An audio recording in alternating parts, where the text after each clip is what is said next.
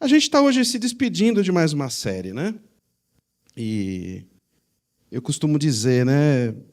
Uma série que a gente começou há 3, 4 anos atrás, podia, para mim, continuar. Porque sempre a gente vai estudando e aprofundando o tema, sempre a gente vai descobrindo uma coisa nova, sempre dá vontade de poder partilhar mais, mas a gente sempre tem que ter a sabedoria de entender quando é o final, e hoje a gente está se despedindo dessa série. Você pode colocar o primeiro, que é essa ideia, né? Que é de hoje em diante. Essa frase preconiza que, a partir de agora, então, daqui para frente, esse sentimento, esse conceito de entender que a gente está vivendo um momento onde coisas novas precisam ser estabelecidas, né? Então, eu sei que desde ainda lá do Jabaquara, do outro endereço, como daqui, com o nosso povo aqui, agora com esse rebanhão aqui, a gente tem batido em algumas teclas importantes, os porquês, e tantos outros. A gente vai relembrar no final por onde a gente passou. Hoje é o 5º domingo que a gente fala de hoje em diante. E hoje, o que eu tenho o desejo de partilhar com vocês é sobre essa linda palavra, poderosa palavra, essencial palavra chamada esperança. Pode colocar o próximo, por favor. Eu quero ler com vocês o texto de Romanos 5. Eu vou ler Romanos 5, de 1 a 5. E é interessante porque, quando eu fui compilando o material, normalmente a gente faz uma introdução, traz alguma inquietação, a gente busca alguma coisa em comum aqui, entre nós, aqui presentes. Nosso grupo não é tão grande, a gente consegue achar.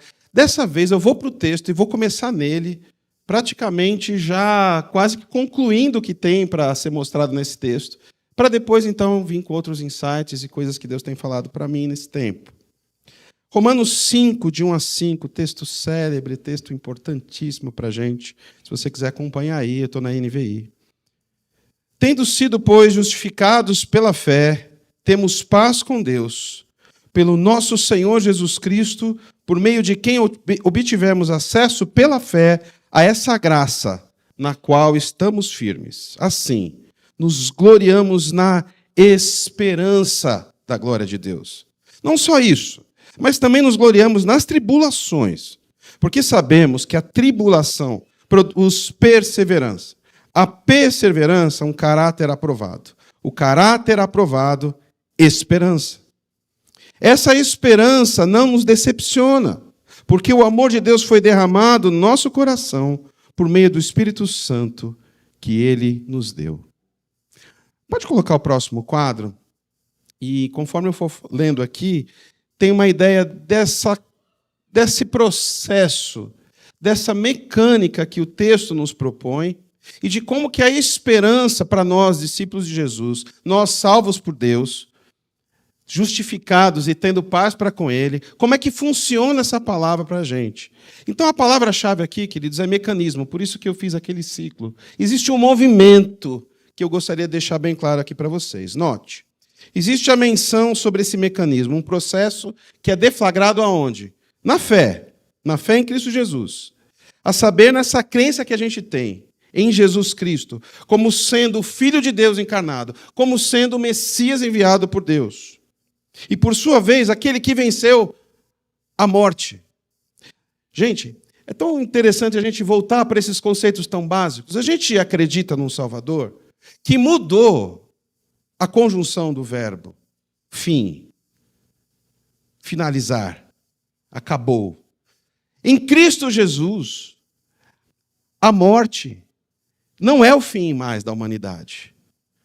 Em Cristo Jesus, aquilo que deflagra o fim da tua vida, da minha existência, da tua existência, não existe mais. Nós cremos num Salvador que venceu a morte. Aquele que fez, então, com que a esperança fosse além do que você possa imaginar. Se toda a esperança que você poderia ter em alguma coisa chegou ali naquele fio de esperança, termo que a gente gosta de usar, com Cristo Jesus, isso é ultrapassado. Porque o que existe de mais limitador na existência humana, que é a morte, foi vencida por Jesus de Nazaré. Isso era uma coisa indizível. Dizer que a morte acabou. E aí o processo continua. A gente acredita em Jesus, pela fé, e encontramos paz para com Deus. Note, nós que antes éramos inimigos de Deus, no sentido de a gente contrapor o amor, a benignidade, a graça, a misericórdia, no que é essencial nosso, nessa nossa inveja, nessa nossa mesquinharia própria. Quando encontramos com Cristo Jesus, a gente é requalificado, a gente encontra de novo a essência daquele haja do Éden. Nós somos ressignificados na nossa existência, mas isso só acontece porque ele venceu a morte, entende?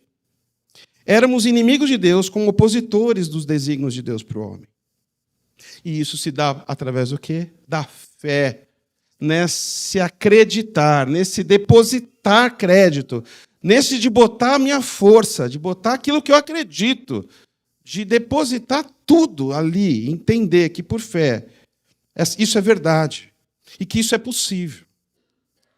E isso acontece, essa palavra importante está ali, pela graça, que é uma palavra também muito indizível para nós, onde não existe nada que eu possa fazer de melhor para que Deus me ame mais, ou faça qualquer coisa muito ruim que Ele vai me amar menos. Isso é graça. Acolhimento total, por conta da minha fé e no acreditar quem é Jesus. Está entendendo o ciclo nesse movimento? Então, é a graça pela aceitação, pelo acolhimento, por esse poder do perdão que se encontra em Deus, que vai nos inserir de volta nos braços do Pai. Amém?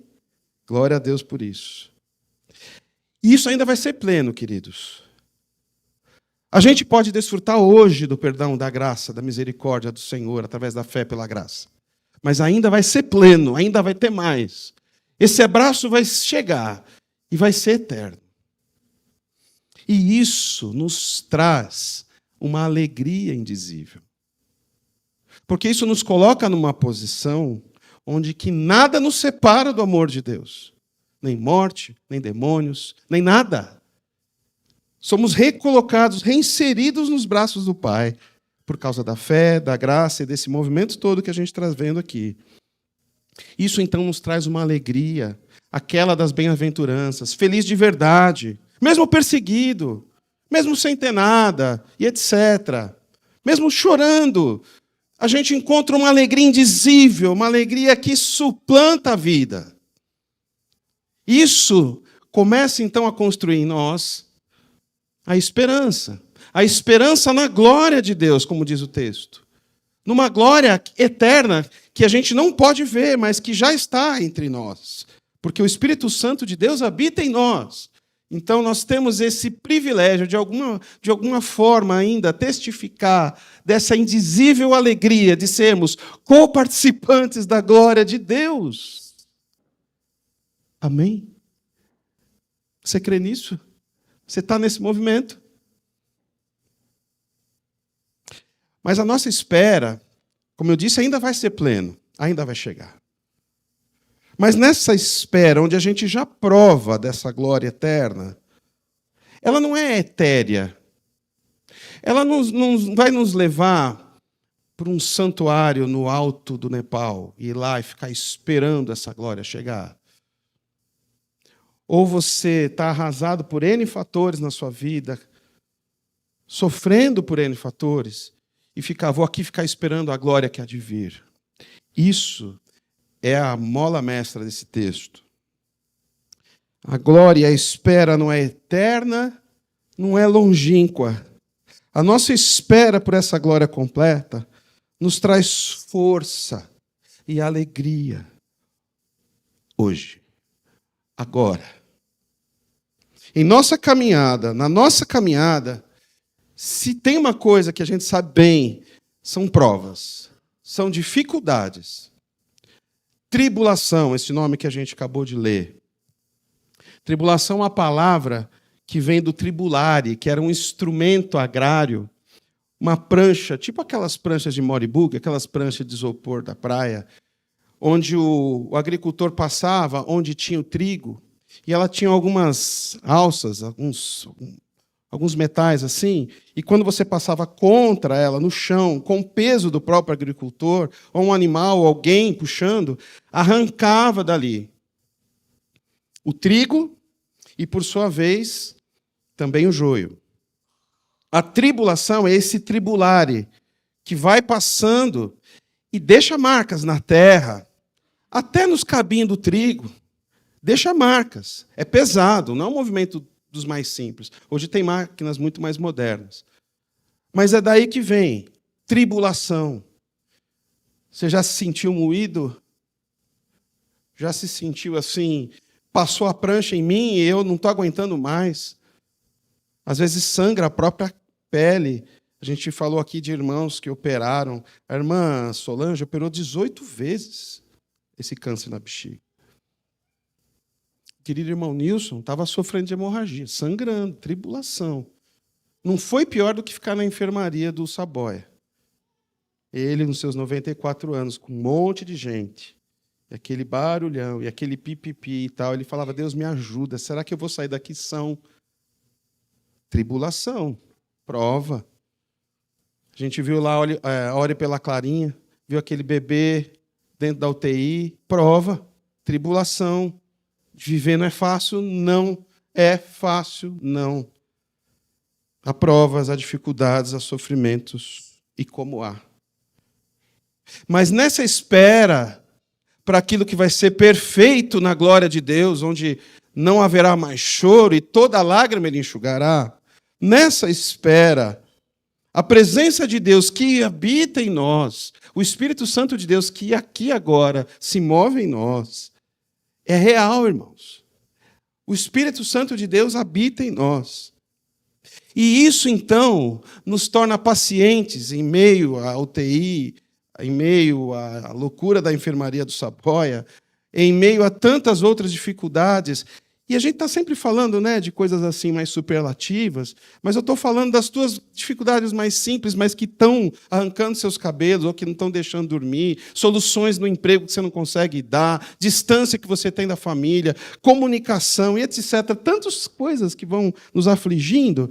Mas quando você entende que a glória está sobre você, e que essa glória é perfeita, e que o Espírito Santo habita em você, isso vai gerando em você paciência.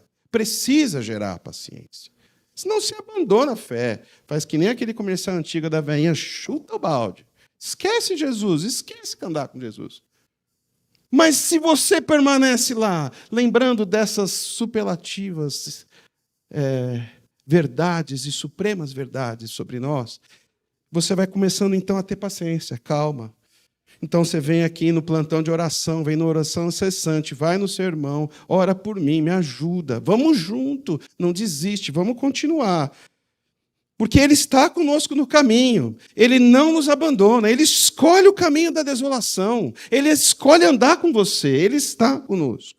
E nessa santa e certa espera, nós somos então, tendo que aprender a ter paciência, fazer uma ressonância cheia de dor lá naquela máquina desgranhenta que eu fui essa semana passada. Tenha paciência, tem aquele negocinho para você apertar, de repente a mocinha vai te salvar, mas tenha paciência, fica fortalecido, porque isso vai trazer para você perseverança, não desistir. Isso vai trazer para você determinação, não desistir. Porque essa glória está aqui agora. Porque essa glória está aqui agora. Porque o Espírito Santo de Deus, aquele que venceu a morte, habita em mim, habita em você.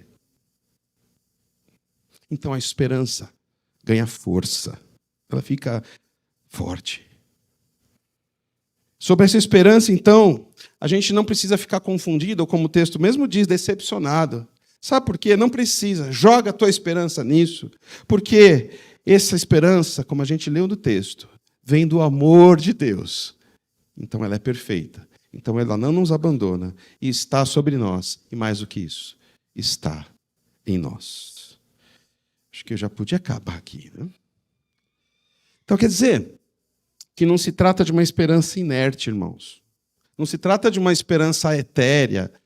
Esperança para nós é uma coisa em movimento. Eu tenho esperança, eu oro. Eu tenho esperança, continuo trabalhando. Eu tenho esperança e vou fazer esse exame, mesmo sem jejum, mesmo sem sedação. Eu vou fazer, eu vou em frente, porque o Senhor é comigo. Essa glória está sobre mim. eu posso perseverar e determinar que essa vida difícil tem esperança, porque eu estou debaixo do amor de Deus e nada me separa dele. Então, ela não é inerte, ela não é etérea. Ela não nos lança numa inoperância, ela é operante. Uma esperança viva. Irmãos, é uma esperança que sobe dessa escada, que fica na fila do mercado. É uma esperança que aguenta o mau humor do patrão. É uma esperança que vai muito, mas muito além do que está acontecendo no macro ou no mínimo da nossa vida. Ela enfrenta a fila, vai à noite cuidando de filho, estudando para a prova. A esperança que é viva e que se move dentro de nós. Porque o Evangelho é assim. Porque o Espírito Santo de Deus habita em nós. Uma esperança que sente, que vibra, que encanta com aquele que é fonte inesgotável de vida.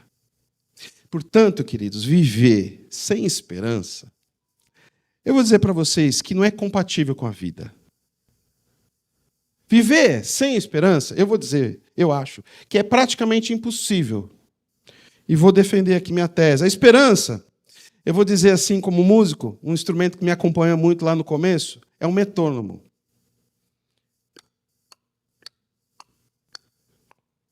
Continua. Errei a nota. Não é não, Carlinho? Desgranhento do metrônomo, às vezes, né? Mas é a mesma coisa que me continua fazendo funcionar. Que me faz continuar, não desistir do exercício. É um metrônomo da alma que confere ritmo, que confere pulsação. A esperança precisa ter esse... Tem que bater junto com a gente, tem que ser assim. Tem uma grande escritora, e ela é interessante, porque ela é uma referência, acho que você pode colocar o próximo, ela é uma referência para a literatura americana, ela é do século ainda XIX, e ao contrário do que ela escreve ali, era uma moça, ela, por algumas questões, ela não se casou, e ela logo saiu da casa dos pais, e ela era quase que uma eremita da literatura, tanto que toda a obra dela foi descoberta depois que ela morreu, mas você vê que ainda existia vida pulsando nas suas mãos e na sua obra, e ela traz essa linda poesia que eu gosto muito, ela me acompanha há alguns anos. A esperança tem asa. Ela faz a alma voar. Ela canta a melodia, mesmo sem saber a letra. Ela não para. E ela nunca desiste. Nunca. Portanto, o contrário disso, queridos, nos traz uma oposta realidade. A falta de esperança. A falta de esperança, ela seca. A falta de esperança petrifica. A falta de esperança congela. Mais que a Sibéria, mais que a Antártida. Ela congela. Pode colocar a próxima. Esse autor, também bem conhecido, Dante Alighieri, ele tem uma obra bem conhecida, né? Quando ele fala do inferno, do purgatório e do céu. Dante Alighieri ele acreditava em Deus. Acreditava, inclusive, que o homem é feito à imagem e semelhança de Deus. Naquela época não era pouca coisa o intelectual defender esse tipo de coisa. E ele também dizia o seguinte, que com isso virtudes nos são colocadas e que a gente precisa defender elas. Olha, isso lá no século XIV. E aí, ele traz na obra Divina Comédia, quando vai falar do inferno, ali é quando os personagens estão adentrando ao inferno, e a frase célebre que tem ali é: deixai toda a esperança, vós que entrais. Por isso que muitas vezes a gente assim cita, estou no inferno, estou vivendo o inferno. Por quê? Porque a esperança acabou. Porque já não tem. Nossa, acho que eu quebrei o microfone, cara. Não tem essa pulsação, não tem esse ritmo. Sabe, lá na UTI, nos barulhinhos, quando fica... E depois desliga, acabou. Não tem sequência, não tem ritmo, não tem pulsação. Falta de esperança é falta de vida. C.S. Lewis, numa das suas obras também, ele vai apontar o inferno como sendo gelado. A gente sempre tem essa ideia do inferno quente. Aliás, quando eu era pequenininho, um missionário passou na igreja, vendeu algumas apostilas falando onde era o inferno, a distância que tinha até lá, quanto era a temperatura. Eu lembro bem disso, que meu pai comprou. Eu falei, não acredito que meu pai comprou isso aqui. Coisa horrorosa. Não. Para o C.S. Lewis, o inferno é frio. Exatamente por isso. Porque acabou a esperança, não há vida. Está petrificado, está congelado. Vou trazer para vocês algumas definições que eu gosto assim, de trazer, que me ajudam. Pode colocar para mim. Então, uma definição mais antiga dessa palavra é o elpis, que é antecipar, usualmente com prazer. É um sentimento onde eu antecipo algo, mas com prazer, não com pessimismo. Mas com redundante racionalismo, entendendo que existe um caminho para, não sendo dominado pelo que seria o contrário. Seria antecipar com desprazer, que é, talvez, um dos maiores males do nosso século, do nosso tempo, onde você antecipa já achando que deu tudo errado. Eu tenho que buscar a Marina hoje, que ela veio da casa de uns amigos. Se essas coisinhas que ficam na cabeça da gente, ai meu Deus do céu, hoje está um trânsito, o marido, será que o pai da amiguinha dirige bem? Será que vai bater o carro? Nanã. E a gente tem que buscar, será que vai dar tempo? Será que eu vou pregar muito? Não vai dar tempo de chegar? Hoje eu vou acabar cedo. A gente, assim, o século XXI é exatamente o contrário, antecipar com desprazer tamanho, mais do que isso, apregoando o que vai dar de errado. E isso é a pura ansiedade de todos os seus filhotes, né? Outra definição interessante. Para os antigos, esperança é regozijo, é expectativa confiante. É aquilo que se espera. Ou seja, algo que vai chegar, não é algo que não vai chegar.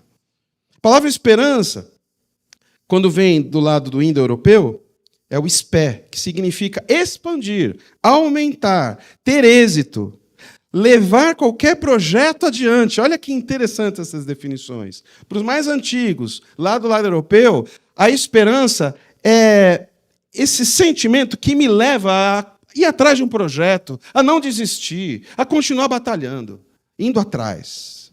E dessa mesma etimologia é que vai chegar até a gente, evoluindo, e é uma palavra muito interessante, uma expressão, tornar-se próspero.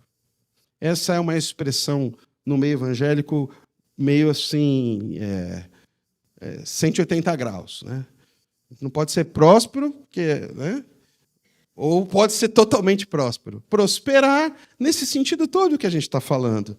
Né? Em quem se empenha, em quem não desiste, em quem espera, em quem não desiste. Prosperar.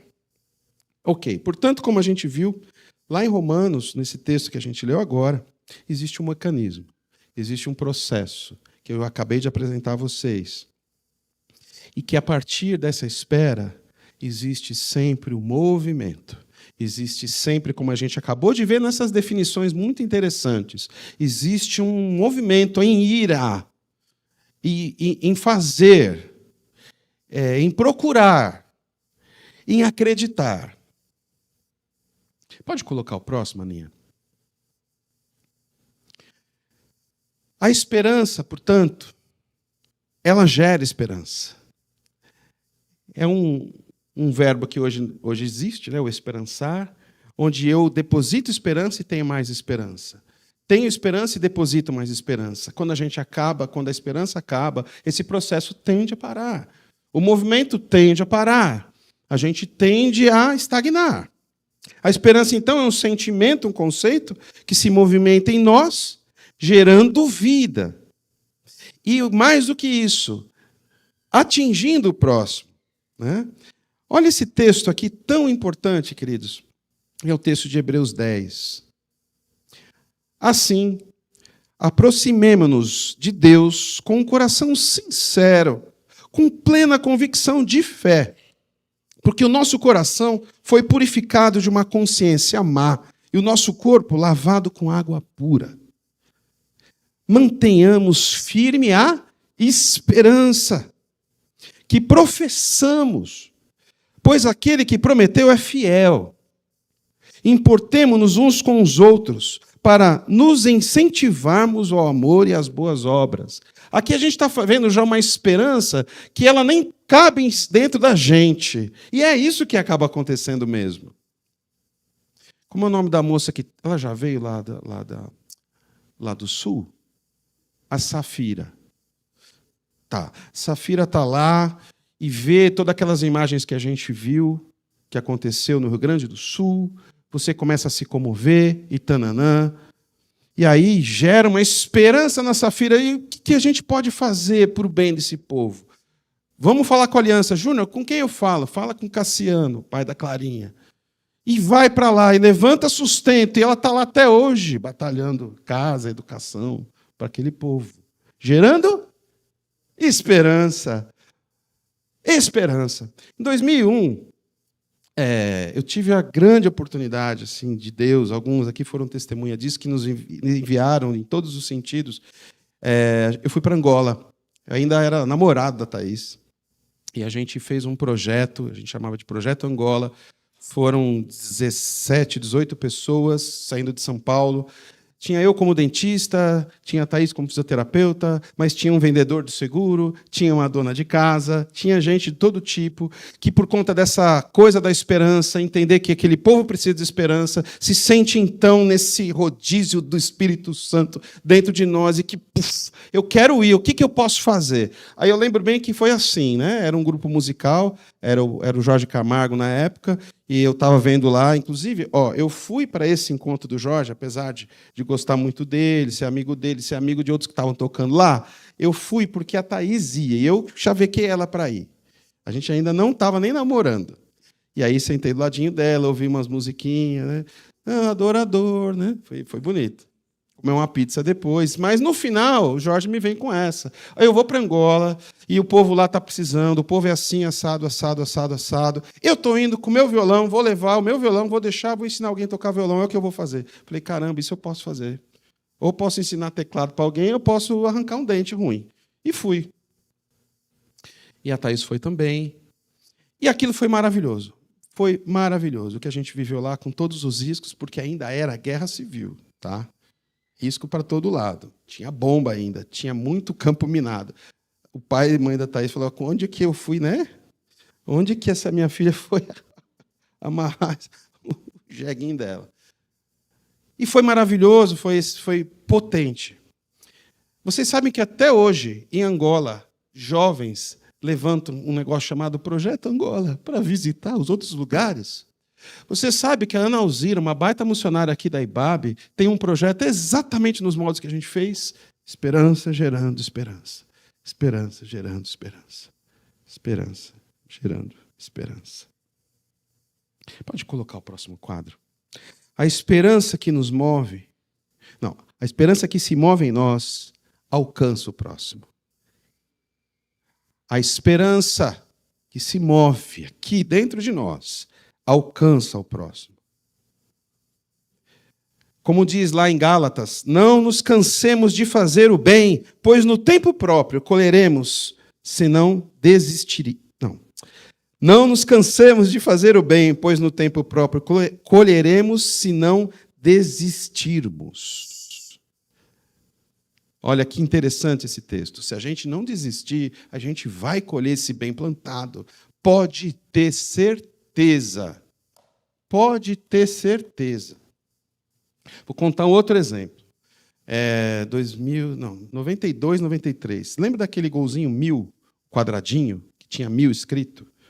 A minha bicicleta BMX andava mais que aquele carro. Mas ele era 1000, né? Era o tal do carro popular. Meu pai comprou um. E eu fui buscar ele lá no Rude Ramos e fui levar ele para Santo André. Todo felizão. Quando eu estava no meio do caminho, lembrei que carro zero, os caras não põem gasolina. Parei no meio da Palmares, uma favelona que tinha em Santo André. No meio da lombada.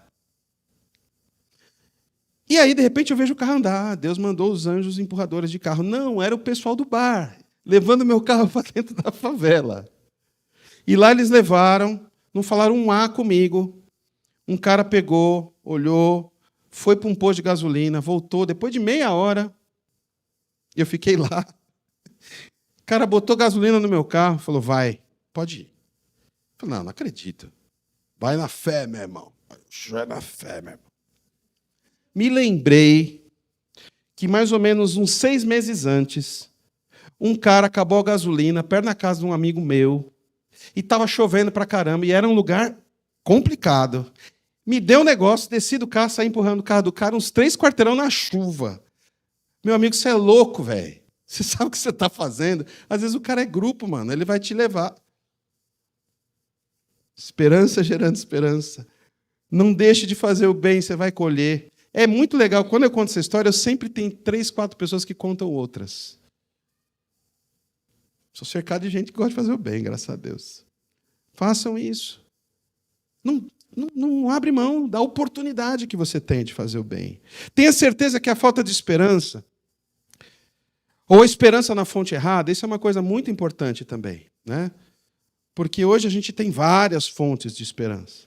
Tem vários apontamentos para a esperança dessa coisa, desse buraco da alma que o ser humano tem. Tem vários apontamentos. Mas existe uma fonte inesgotável de esperança. Existe uma fonte, como a gente cantou aqui domingo passado, uma fonte onde nasce um rio puro, que procede do coração de Deus, cheio de virtude dele. Existe um rio para a gente mergulhar. Existe um rio que alimenta aquele carvalho de justiça na beira do rio sem cair. Existe um rio, existe uma fonte de esperança. Mas tenha certeza que, então, a depositar a esperança na fonte errada ou não ter esperança, traz uma patológica desesperança para o mundo. Para todos aqueles que não têm esperança. Esse é um fato que tem gerado uma descrença na própria humanidade. Lá em Mauá, o primeiro colocado de novo para vereador foi um moço que nunca tinha sido vereador. Eu e as crianças, lá em Mauá tem feira à noite. E é da hora, viu? Muito bom. Terça-feira a gente vai lá na feira noturna. E tinha lá na época uma cidade pequena, na época de eleição, é um inferno. É uma desesperança que nunca vai acabar essa eleição. Então tem santinho para todo lado. E tinha um carinha que tinha uma cachorrinha caramelo que era paraplégica. Esse era o marketing do cara. Uma graça, não tinha quem que não via a cachorrinha. E ela era treinada, porque ela ria para a gente. Eu ouvi ela falar, vote nele. E aí, ele foi o primeiro colocado. Nunca tinha sido vereador. E de novo agora. Agora ele nem fez campanha, velho. Eu não vi um outdoor dele, não vi ele na feira. E ele foi o primeiro, mais do que antes. Em Santo André, tem o cara que é o não sei o que do estacionamento. Ele é ao concurso, ele ganha já a eleição faz um tempão. Mas o segundo lugar, mais votado, foi a veterinária que opera os cachorros de graça. Por quê? Por que isso? Eu tenho falado isso com o meu povo lá de Mauá. Porque a gente está desacreditado no ser humano. Então vem um cara que vai fazer bem para os cachorros, nesse eu voto. Existe uma descrença na humanidade. Tremenda. Tremenda. Existe uma banalização do mal. Existe um descrédito no ser humano. A gente está vivendo isso. Nas inter-relações, quando você não tem esperança, desiste de falar com meu pai, desiste de falar com a minha mãe, desiste de falar com a minha vizinha, desiste de falar com o meu marido. Cansei, chega, deixa para lá, banalizo, chega, não preciso de ninguém, eu vivo por mim mesmo. O aumento progressivo de suicídio. A gente repete isso aqui às vezes, que 50% da população mundial já pensou em suicídio. Eu acho que isso já deve ter aumentado, porque a gente fala isso faz 10 anos. Um descrédito na vida, porque não tem esperança, ou não sabe onde depositar a sua esperança. Um congelamento da alma, um pulso que não pulsa mais. A gente vive tempos sombrios. Quem disse isso foi a Hannah Arendt. Vivemos tempos sombrios, onde as piores pessoas perderam o medo e as melhores, a esperança. A banalização do mal, como eu disse. Voltando para o texto de Hebreus, voltando para as Escrituras. Aí nós aqui, Igreja do Senhor, falando com nós tudo aqui agora. Nós, Igreja do Senhor, salvos por Jesus Cristo. Aqueles que trazem esperança para esse mundo. Para as escolas. Para as redes sociais. Não alimenta as redes sociais com tanta porcaria. Faz uma diferença lá. Eu lembro há muito tempo atrás, eu já não estou mais nelas. Eu não tenho mais paciência. Eu estou numa desesperança comigo mesmo em algumas delas. Mas, se você faz aquilo ser uma janela de graça. Faz aquilo ser uma janela de esperança para o mundo. Não retroalimenta a inveja. Não retroalimenta o mal. Então, para nós, Igreja do Senhor, existe uma nata vocação, existe uma convocação de Deus direta para mim e para você. Para a gente ser bênção para esse mundo. Para não ver mais tantos jovens ceifando a própria vida. Né, João? Não foi? Eles estão do nosso lado.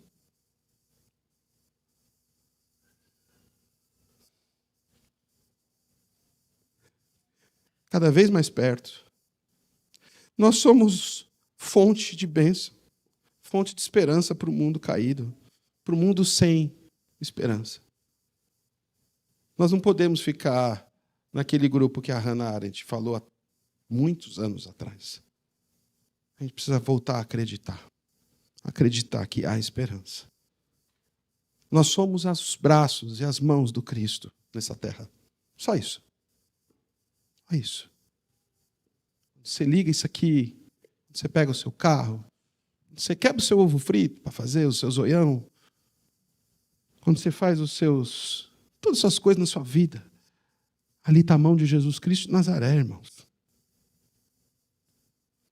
Ali está Jesus de Nazaré, que leva e transmite graça onde passava. Especialmente para os menos favorecidos, aqueles que não tinham nome. Qual era o nome da mulher com hemorragia? Como era o nome do leproso? Como era o nome do aleijado? Nem nome tinham, não eram reconhecidos pela sociedade. Levando esperança, transmitindo graça. E aonde, meus irmãos, esse movimento acontece? Aonde ele começa? Aqui, naquele movimento da fé, na minha crença. E aqui, ó. Hoje, Silvino Canuto de Abreu, 74. Pessoal que está chegando no Jabaquara. Silvino Canuto de Abreu, 74. Silvino Canuto de Abreu, 74. Esse lugar aqui, essas cadeiras aqui, esse microfone aqui. Para quem a Aninha, tá lá, os meninos e outros mais que a gente precisa, Caio, Jorge e tantos outros que a gente precisa, para a honra e glória de Jesus e para que a graça e a esperança seja pregoada neste lugar, irmãos. Para isso serviu essa série, para apontar isso, que de hoje em diante a gente precisa tomar uma providência diante dessa nata vocação. Não é o Ruba que está falando, é a palavra de Deus, eu quero acreditar nisso. Senão eu não estaria aqui falando. Começa aqui, nessa comunidade, nessa comunidade. Uma comunidade como esta, que diz a palavra de Deus, a família da fé, a comunidade da fé, família da fé, que nos une aqui. O que nos une nessa direção é um singular e nobre e único motivo: Jesus Cristo de Nazaré. A gente tem afinidades, tem histórias. Já fizemos festas juntos, já viajamos juntos, já choramos juntos, já rimos juntos. Mas não esqueça, mais importante que isso, é Jesus de Nazaré. É isso que nos traz aqui agora. É isso que te traz aqui, que deve te trazer aqui. Isso é singular, isso é poderoso. Esse é o ponto comum de nós. Unidos pelo amor de Deus. Lembrando que nós só amamos porque Ele nos amou primeiro. Somos movidos a amar porque Ele nos amou primeiro. E assim amamos uns aos outros, e amamos, e essa esperança, essa fonte de esperança espirra para o mundo. Terminando, queridos, veja a continuação de Hebreus 10. Eu vou ler o finalzinho do que eu já li e mais uma outra parte. É um texto muito importante para a Igreja do Senhor. Né? Eu ouço, na verdade, até pouco por aí. Eu caço bastante coisa, mas eu ouço pouco, gente, sobre isso, especialmente que a gente vai ler aqui. Mantenhamos firme a esperança que professamos, queridos, pois aquele que prometeu é fiel. Pode falar que Ele é fiel, que você acredita, Ele é fiel, sim. Porque Ele é fiel a Ele mesmo, porque Ele tem caráter. Então a gente fica tranquilo, por isso que essas bênçãos chegam até nós. Importemo-nos uns com os outros para nos incentivarmos ao amor e às boas obras. Então tem um negócio aqui que fica claro para mim, não dá para fazer sozinho. De novo, Safira, lembrei? Falei certo o nome da moça? Ela não está lá sozinha, nós estamos lá com ela. Eu nem conheço ela, mas eu já estou lá com ela. A gente está nesse momento na Índia. A gente está lá. A gente está visitando, vira e mexe aqui, pessoas nessa comunidade aqui do lado. E irmãos nossos que precisam de ajuda. Eu estou falando de necessidade, mas não é só isso. Boas obras é muito mais do que isso. Vou lembrar aqui de uma antiga membro, assim, que se fala daqui da nossa igreja, irmã da Miriam, que era a tia Ruth. Muitos aqui já nem lembram mais da Ruth. Alguns aí lembram. A Ruth era uma figuraça. Adorava a tia Ruth. A tia Ruth é uma pessoa de personalidade, vamos dizer assim, Miriam. Pessoa de personalidade. Ela não é daquelas pessoas que ficava dando sorrisinho de graça, não. Se ela sorria, porque era de verdade. Se ela abraçava, porque ela estava afim. Se ela não estava afim, ela não abraçava, não. Então, ela não fazia tanto sucesso popular assim. Mas tinha uma coisa que ela fazia. Eu não esqueço. Eu estava chegando aqui, aí eu achei, bom, eu estou namorando a sobrinha dela, então deve ser diferente. Sabe o que ela fazia? Ela pegava domingo à tarde e não mandava mensagem, porque não tinha ainda o WhatsApp. Eu chegava assim, ó, do nada, assim, ó. Vitor, oi, eu te vi lá, ó, foi legal te ver lá na igreja hoje, hein? Deus te abençoe, boa semana para você. Isso não é uma boa obra? Ser movidos a ir na direção do outro. De graça. Despretensiosamente, para tocar e fazer o outro feliz. Tanta coisa que a gente pode fazer. E não nos deixemos de reunir como igreja, segundo o costume de alguns, mas procuremos encorajar uns aos outros, sobretudo agora que vocês veem aproximar-se o dia. A gente arrumou um termo aí, né, Júnior, para gente que não gosta de ir na igreja, que é desigrejado. Isso aí já é mais velho que anda para trás. Os caras estão achando que estão modernos, mas já tinha. Cara, não, eu não vou na igreja. Eu vou numa aqui, outra ali, cada 15 dias eu vou um mês eu vou no outro, e está tudo bem. Hoje você pode ver pelo culto, pela televisão. O conselho é para que a gente fique junto, que a gente não deixe de se reunir, que a gente esteja aqui, que a gente insista nisso aqui, que a gente fique junto aqui para fazer isso que é a nossa vocação, espalhar a esperança de um para o outro aqui e para fora. Amém, queridos? Ai, que bom. Que bom ouvir esse amém. Eu só estou aqui por isso. Nós só estamos aqui por isso. Vou lembrar você só está aqui por isso. Senão, é um entretenimento dominical. A gente não está aqui para isso, não. A gente está aqui para ver o que Jesus quer falar. A gente está aqui para ser movido pelo Espírito Santo de Deus. Nós estamos aqui para tocar uns nos outros, para saber qual é a ferida do outro, para saber como eu posso ajudar, para saber como eu posso me comprometer de todas as formas e cada vez mais. Amém? Que bom ouvir esse amém. Queridos, 19, 23. Nessa série que a gente viveu nesses dias aqui, nosso maior objetivo, então, é exatamente esse: frisar o fato que a gente está num movimento, por isso que é de hoje em diante. Tem um porquê daquela fotinha lá do pezinho. Estamos num movimento, uma ação. E para nós, discípulos de Jesus, trata-se de um movimento santo, um mover da parte das mãos de Deus. Eu estou falando agora desse momento nosso mesmo, dessa bolinha onde tem nome de 2 igrejas, por enquanto. É um movimento de Deus, irmãos. Eu não tenho dúvida disso, não. Não tenho dúvida disso, não. Vou falar a verdade para vocês. Às vezes, por N fatores, tem a ver com a cultura de cada igreja, com os costumes de cada igreja, com os horários de cada igreja. Eu falo, acho que... Mas aí quando eu vou para as Escrituras e leio assim 2, 3 versículos, eu falo, não, está certo, é isso. Nós somos um povo só. A unidade é o que nos fortalece. Precisamos estar juntos. E o que eu sei é que lá no Jabaquara, com todas as coisas bacanas e bonitas e boas e abençoadas que vocês viveram, estava faltando força. Aqui, também.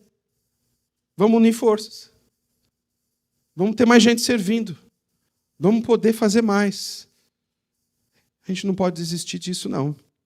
Para ver a boa obra do Senhor completa no nosso meio, irmãos. Em amor, em obstinação, em movimento de fé. Amém, queridos? Amém.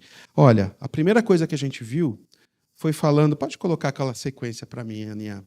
A gente começou a falar dessa parte mais sensível do corpo humano, chamado bolso, de como que a gente entende que aquilo que Deus tem nos dado, que a provisão divina que vem dele, é uma das formas que é ampliada no Novo Testamento para que a gente possa servir e fazer mais.